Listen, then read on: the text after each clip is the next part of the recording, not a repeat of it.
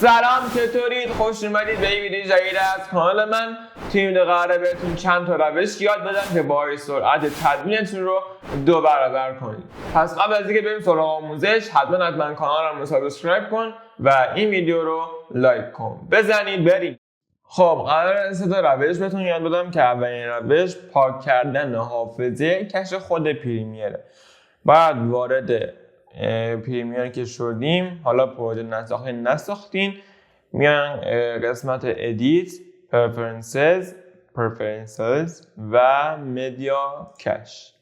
خب در این قسمت ما این بخش اول میگه خودت میخوای پاک کنی، خودت پاک کن که دیلیت میزنین پاک میشه. و میان این پایین 3 تا گزینه داره. گزینه اول میگه پاک نکن، خودم میام پاک میکنم. گزینه دوم میگه که پاک کردن خودکار طی مثلا 20 روز یا مثلا 10 روز، 90 روز، 30 روز، هر روز که خودتون دوست داشته باشید. گزینه سوم میاد میگه که پاک کردن خودکار وقتی که مثلا انقدر حجم مدیا کشم شد، مثلا حجم کش‌های پریمیر شد. یک من گذاشتم که خیلی خوبه، اوکی میزنید. این از روش اول.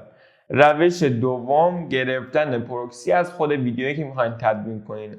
من این روش رو توی چند تا ویدیو قبلی بهتون آموزش دادم، لینکش این بالا میاد، برید نگاه کنید. من حالا اینجا یک حرکتی میزنم، میایم اینجا روی کلیپ راست کلیک میکنیم، روی اون فیلم پروکسی، کرید پروکسی، اون تنظیمات که توی این ویدیو بهتون گفتم رو میزنید، اوکی میزنید.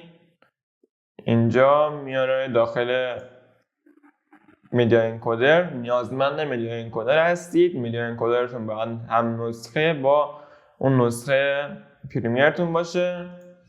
و اینجا که تموم شد کافیه بیاید داخل پریمیر و ویدیو رو وارد کنید. ویدیو رو که وارد کردید روش باشید و اینجا گزینه تاگل پروکسی رو فعال کنید. گزینه تاگل پروکسی رو از این به علاوه از اینجا میگیرید، پیدا میکنید و میکشیدش و میاریدش اینجا. من نمیخوام که دارم اینجا فعال کنید. کار پروکسی اینه که میاد اون کیفیت ویدیو اصلیتون رو دستکاری میکنه و میاره به جای ویدیو اصلی داخل پریمیر اجرا میکنه که شما تدوینتون رو با مثلا سرعت بالاتر انجام بدید. و خب موقعی خواستین خروجی بگیرید این گزینه رو غیر فعال میکنید و کار خروجی رو انجام میدید، کار رندر گرفتن رو انجام میدید. اگه تا اینجای ویدیو همراه بودی و هنوز ویدیو رو لایک نکردی، حتما ویدیو رو لایک کن و بریم سراغ ادامه ویدیو.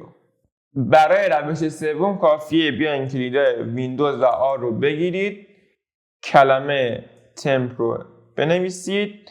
اینجا گزینه اوکی رو بزنید که بیاد براتون یک پوشه میاره که این فایلای کش داخل رم هاتونه که اینجا همه رو کنترل آ میزنید. من پاک کردم قبلا و شیفت دیلیت که اینا رو پاک نمیکنه اینو و تأثیر میذاره، واقعا تو سرعت تأثیر میذاره، چون رم یکی از موثرترین قطعات کامپیوتر برای سرعت عملکرد برنامه‌ها، خود سیستم و غیره هستش و به همین راحتی ما میتونیم با سرعت بیشتری تدوینمون رو انجام بدید. مرسی که تا آخر ویدیو همراه بودید. حتما کانالم رو سابسکرایب کنید چون داخلش پر از آموزش‌های پریمیره و این ویدیو رو لایک کنید. تا ویدیوهای بعدی، بدرود.